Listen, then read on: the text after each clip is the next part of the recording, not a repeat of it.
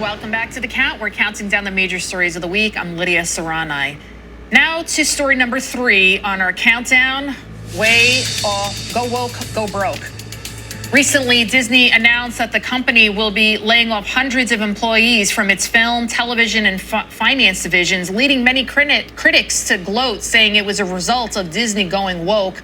Let's bring in our panel to discuss. John Lonsky, he's the president of the Lonsky Group, and Dr. John Tantillo. He is a marketing professor at Touro University, Lander College for Men. Thank you guys so much for joining us. Thanks for having us. Okay, so John, your thoughts on Disney's fall from grace, and I just say, and you know, the price of the tickets are becoming outrageous. I don't even know how anyone can even afford to go to Disney World anymore.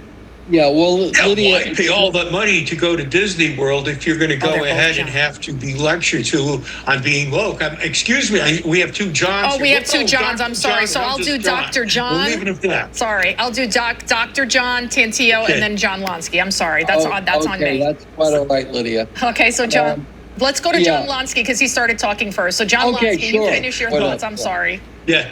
Well, it's obvious. People are not going to pay higher prices to go to a place where they're supposed to have fun, or they're not going to go to a movie or pay for streaming services to be lectured on. They get enough virtue signaling as it is. And the other problem with this is that Disney, wasted a lot of resources focusing on DEI and maybe ESG, where those resources may have been better spent at improving the experience you get at the theme park or improving the quality of the movies that they provide. And Dr. John Tantillo, am I saying your last name correctly, or Tantillo?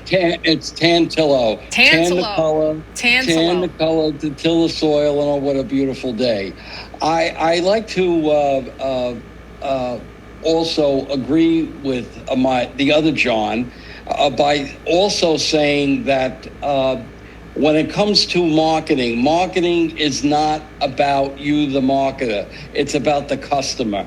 And it's unfortunate that when marketers become too powerful, they think that they can't make mistakes. The biggest issue is about satisfying customer needs. And what you can't do is you can't preach to them. You just have to make them happy. The brand for Disney is to entertain, not to be politically correct. And John Lonsky, what do you think about Disney? What happens next? Will Hollywood ever learn its lesson that when you go woke, you're alienating half the country or even more? Well, Lydia, believe it or not, I don't think Hollywood has learned its lesson quite yet. It may take some time before they know the importance. As Dr. John said, you have to understand your customer. You have to listen to your customer and respond to what the customer is looking for, what the customer wants. Otherwise, you're not going to have a very successful business for long.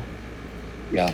You're not, and Doctor? And I have a concept for that. It's called, something that I came up with. It's called marketingnomics. And marketingnomics is satisfying customer needs by placing profits above politically correct ideology. And that if companies were to stay in their lane and worry about their customers more, they would be much better off. And John Lonsky, let's talk about Jaguar. They put out this woke ad in an attempt to rebrand the company after it faced some major backlash. Not long ago, the car company announced they have gotten rid of their old ad agency and will return back to their strengths, promoting the cars. So that previous video, that was the old ad. It was like weird. What do you think about Jaguar? Can they come back from their woke nonsense? You don't have to be an expert at marketing to come to the conclusion that this advertisement, the original one, had nothing to do with a Jaguar. Why you might buy a Jaguar. Get it. And I still see advertisements like this popping up on TV for reasons that I clearly don't comprehend. I mean, the marketing people, the ad people have to realize that the entire United States does not live in Boston. doesn't go to Harvard. This is a big country with a lot of different tastes, and people, they want to understand what it is you're trying to sell and why they should buy it. And quite frankly, that first ad failed miserably in that sense. And Dr. Tantillo, no one can forget Bud Light's disastrous decline after they had that Dylan Mulvaney, the trans influencer, the guy who dresses up as a little girl, as their spokesperson. Can they come back from their woke nonsense? They're trying to now become all more masculine again.